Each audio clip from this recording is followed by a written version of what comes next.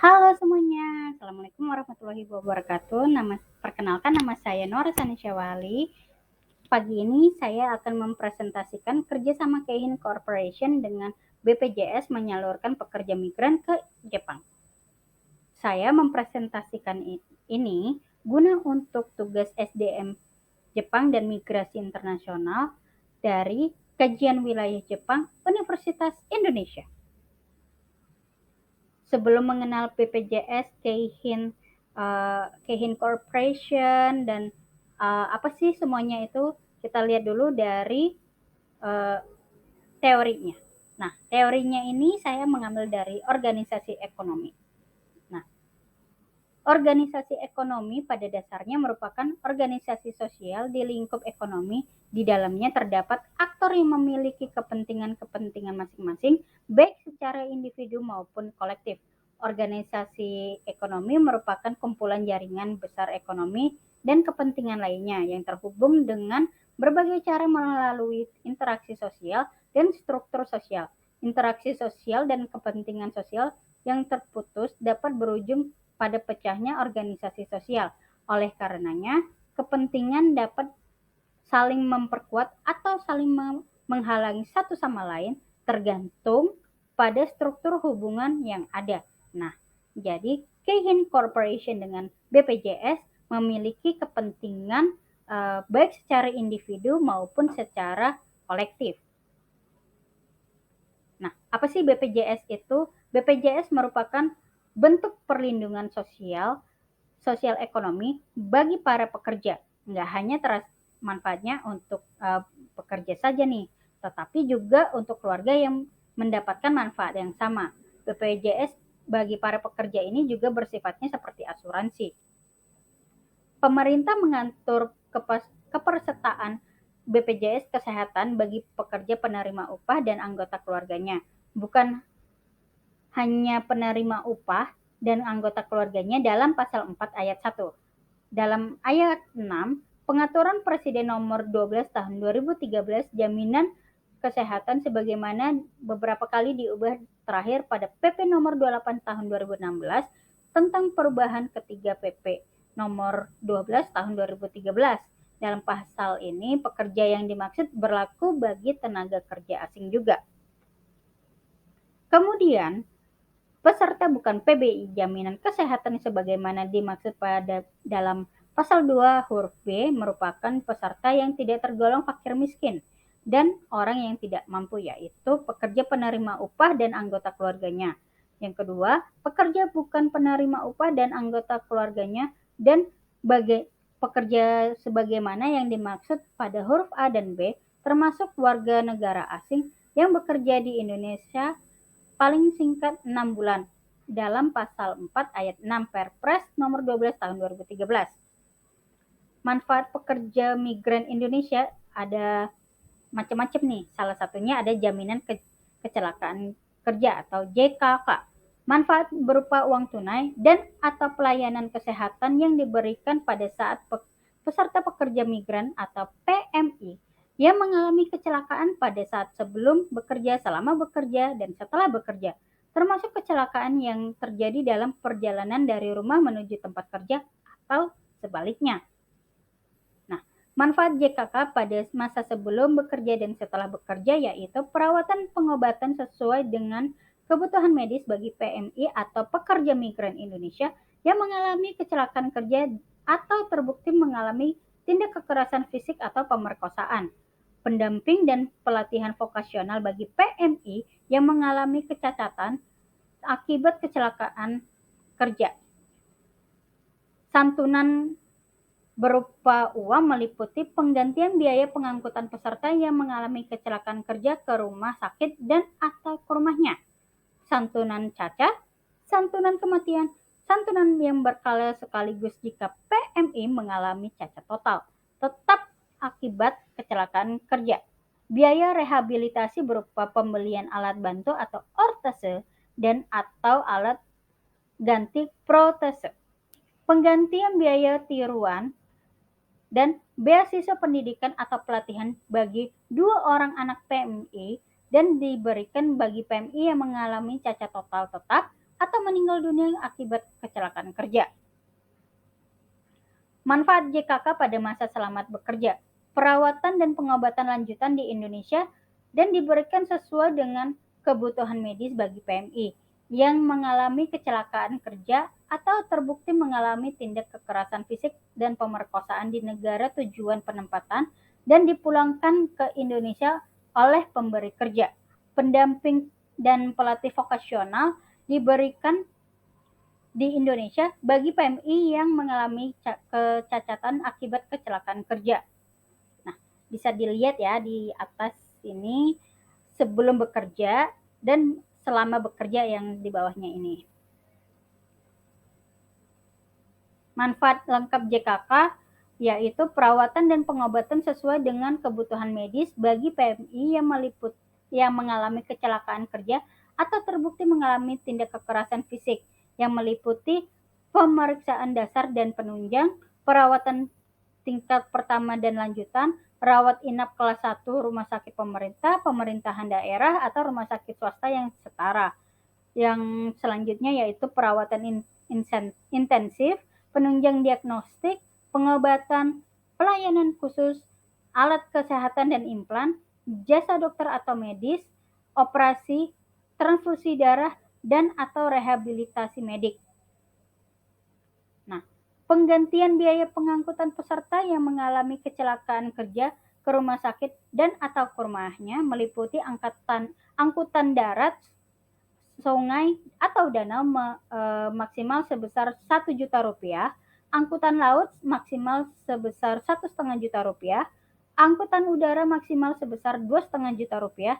Jika menggunakan lebih dari satu angkutan, maka berhak atas biaya paling banyak sesuai ketentuan maksimal masing-masing angkutan yang digunakan sebagaimana dimaksud pada huruf A, B, dan C. Santunan cacat meliputi cacat sebagian anatomis, persen sesuai tabel cacat dikali Rp142 juta, cacat sebagian fungsi, persen berfungsi, persen berkurangnya fungsi dikali persen sesuai tabel cacat dikali Rp142 juta. Cacat total tetap sebesar Rp100 juta. Santunan kematian kecelakaan kerja sebesar Rp85 juta. Santunan berkali cacat total tetap dibayarkan sekaligus sebesar Rp4,8 juta. Biaya rehabilitasi berupa pembelian alat bantu ortose dan atau alat ganti protose bagi peserta anggota yang badannya hilang atau tidak berfungsi akibat kecelakaan kerja setiap kasus dengan patokan harga yang telah ditetapkan oleh Pusat Rehabilitasi Rumah Sakit Umum pemerintah ditambah 40% dari harga tersebut serta biaya rehabilitasi medik. Pergantian gigi tiruan paling banyak itu sebesar Rp3 juta. Beasiswa pendidikan atau pelatihan kerja bagi 2 orang anak peserta dan diberikan bagi PMI mengalami cacat total, tetap atau meninggal dunia akibat kecelakaan yang dibayarkan secara tahunan dan nominalnya ditentukan berdasarkan tingkat pendidikan anak peserta dengan ketentuan sebagai berikut. Pembayaran klaim beasiswa diberikan berdasarkan pengajuan yang dilakukan setiap tahun. Nominal beasiswa itu berdasarkan tingkat pendidikannya, seperti TK atau SD, sederajat sebesar Rp1,2 juta per tahun dan per anak, SMP sebesar Rp1,8 juta per tahun dan per anak, SMA sebesar Rp2,4 juta per tahun dan per anak, perguruan tinggi sebesar Rp3 juta per tahun dan per anak. Pelatihan kerja disetarakan dengan beasiswa pendidikan setingkat perguruan tinggi. Diberikan sampai dengan anak peserta berusia 23 tahun atau menikah atau bekerja. Rapel beasiswa dapat diberikan hanya 1 tahun sebelumnya dan tahun berlanjutnya. JKM atau jaminan kematian Manfaat uang yang diberikan kepada ahli waris ketika peserta meninggal dunia bukan akibat kecelakaan kerja pada saat sebelum bekerja dan selama bekerja dan setelah bekerja. Nah, manfaatnya itu adalah bentuk santunan berupa uang meliputi santunan kematian, santunan berkala, dan biaya pemakaman. Manfaat JKM pada selama bekerja adalah santunan uang yang berupa santunan berupa uang meliputi seperti tadi yang saya telah jelaskan berupa kematian, santunan berkala, dan biaya pemakaman, dan beasiswa pendidikan atau pelatihan bagi 2 orang peserta PMI. Tambahan perlindungan program JKM bagi PMI perseorangan adalah manfaat JKM sebagai tambahan perlindungan yang telah diterima oleh PMI peserta perseorangan dalam masa paling lama 1 bulan setelah pendaftaran dan pembayaran iuran sampai dengan PMI berangkat ke negara tujuan tempat dia bekerja. Nah, bisa dilihat sebelum, setelah, dan selama bekerja ya. Nah, tambahan perlindungan program JKM bagi perseorangan yaitu santunan duit, uang, santunan kematiannya itu sebesar 16,2 juta rupiah. Santunan berkala dibayarkan sekaligus sebesar 4,8 juta rupiah dan biaya pemakaman sebesar 3 juta rupiah. Nah, jaminan hari tua nih. Manfaat uang yang dibayarkan sekaligus pada saat peserta selesai perjanjian kerja dan kembali ke Indonesia, meninggal atau mengalami cacat total tetap. Nah, sebesar nilai akumulasi, bentuk manfaatnya itu sebesar nilai akumulasi seluruh iuran yang telah disetor ditambah hasil pengembangannya yang tercatat dalam rekening perseorangan peserta. Yaitu bisa dilihat nih iuran dan hasil pengembangannya. Manfaat program JHT dapat diberikan pada PMI, yaitu berhenti bekerja karena berakhirnya jangka waktu perjanjian kerja, termasuk gagal berangkat dan gagal ditempatkan, mengalami PHK, meninggal dunia, cacat total tetap, atau menjadi warga negara asing. Selain manfaat program JKK, JKM, dan JHT yang telah saya jabarkan tadi, PMI juga mendapatkan manfaat khusus sesuai yang ketentuan yang berlaku, yaitu Peraturan Menteri Ketenagakerjaan Nomor 18 Tahun 2018 sebagai berikut. Gagal berangkat bukan karena kesalahan calon PMI, gagal ditempatkan bukan karena kesalahan PMI, kerugian atas tindak pihak lain selama perjalanan pulang ke daerah asal, PHK akibat kecelakaan kerja dengan status kondisi tidak meninggal dunia, penggantian biaya pengangkutan untuk pemulangan bagi PMI yang mengalami kecelakaan kerja dari negara tujuan penempatan ke Indonesia dengan status kondisi tidak meninggal dunia, penggantian biaya pemulangan bagi PMI yang bermasalah. Nah, ada masa perlindungannya juga nih, yaitu PMI bagi peserta program jaminan sosial terdiri atas PMI yang ditempatkan oleh pelaksanaan penempatan yang membayar iurannya untuk mendapat perlindungan pada saat sebelum bekerja, selama bekerja, dan setelah bekerja. PMI perseorangan yang membayar iuran untuk mendapatkan perlindungan pada saat selama bekerja dan setelah bekerja. Jangka waktu perlindungannya yaitu jangka waktu perlindungan sebelum bekerja paling lama 5 bulan. Jika PMI belum diberangkatkan ke negara tujuan penempatan melebihi jangka dari 5 bulan, PMI melakukan pendaftaran perlindungan sebelum bekerja dengan membayar kembali iuran sebelum bekerja tersebut. Jangka waktu perlindungan selama bekerja paling lama 25 bulan dalam rincian 24 bulan di negara tujuan dan selama 1 bulan pada persiapan kepulangan di negara tujuan tersebut. PMI perseorangan dapat tambahan perlindungan selama bekerja paling lama 1 bulan setelah pendaftaran dan pembayaran iuran sampai dengan PMI berangkat ke negara tujuan penempatan. Dalam bentuk manfaat program JKM, jangka waktu perlindungan setelah bekerja paling lama 1 bulan di Indonesia. Nah, sekarang kita masuk ke Keihin Corporation. Apa sih Keihin Corporation itu? Keihin Corporation atau Kabushiki Gaisha Keihin didirikan pada tanggal 19 Desember 1956 dan berkantor pusat di Shinjuku, Tokyo, Jepang. Keihin Corporation ini memproduksi karburator dan injeksi bahan bakar serta merupakan pemasok besar untuk Honda. Honda pun memiliki hampir separuh total saham dari perusahaan ini.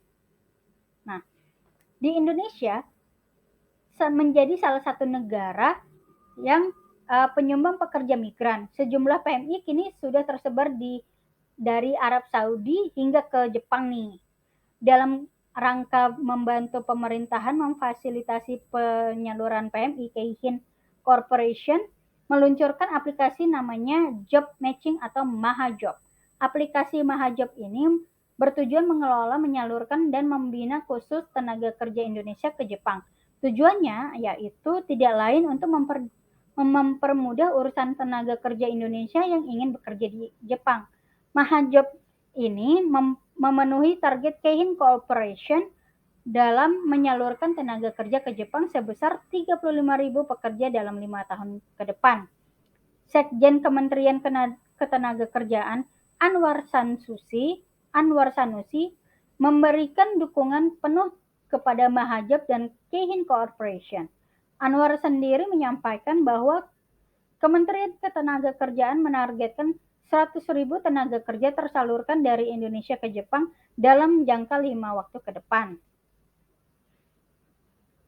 Kerjasama dengan BPJS Ketenagakerjaan, Ricky Suzano sebagai Direksi Utama PT Bina Jasa Abdi Karya sebagai portofolio BPJS Ketenagakerjaan menyampaikan kesiapan untuk bekerja sama dengan Keihin Corporation.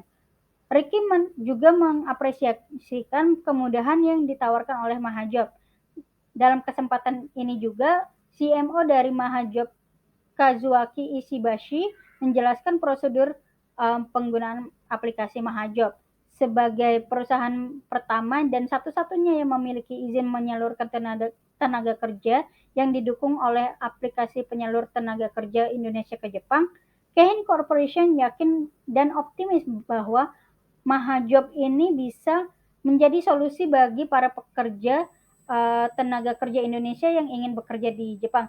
Dengan kata lain adalah BPJS ini apabila kita sudah memiliki Mahajob, berarti dia juga harus bekerja sama dengan BPJS untuk perlindungan PMI atau pekerja migran Indonesia di Jepang untuk melindungi para pekerjanya. Jadi kesimpulannya adalah kerjasama Keihin Corporation dengan BPJS menyalurkan pekerja migran ke Jepang masuknya untuk ekonomi hukum yang mengarah ke organisasi sosial. Organisasi sendiri pada dasarnya merupakan organisasi sosial di lingkup ekonomi. Di dalamnya terdapat aktor yang memiliki kepentingan masing-masing, baik secara individu maupun kolektif. BPJS Ketenagakerjaan merupakan perlindungan sosial bagi para pekerja. Nggak hanya terasa manfaatnya untuk keluarga, tapi yang bekerja, tetapi juga keluarga yang mendapatkan manfaat yang sama. BPJS bagi para pekerja ini juga bersifat asuransi. Manfaat BPJS Ketenagakerjaan sendiri terdapatnya ada jaminan kecelakaan, jaminan kematian, dan jaminan hari tua. Keihin Corporation atau Kabushiki Gaisha Keihin didirikan pada tanggal 19 Desember 1956 dan berkantor pusat di Shinjuku, Tokyo, Jepang. Keihin sendiri memproduksi karburator dan injeksi bahan bakar serta merupakan pemasok besar untuk Honda. Honda pun memiliki hampir separuh total dari saham ini. Nah, yang selanjutnya adalah PT Bina Jasa Abdi Karya sebagai portofolio BPJS Ketenagakerjaan menyampaikan kesiapan untuk bekerja sama dengan Keihin Corporation.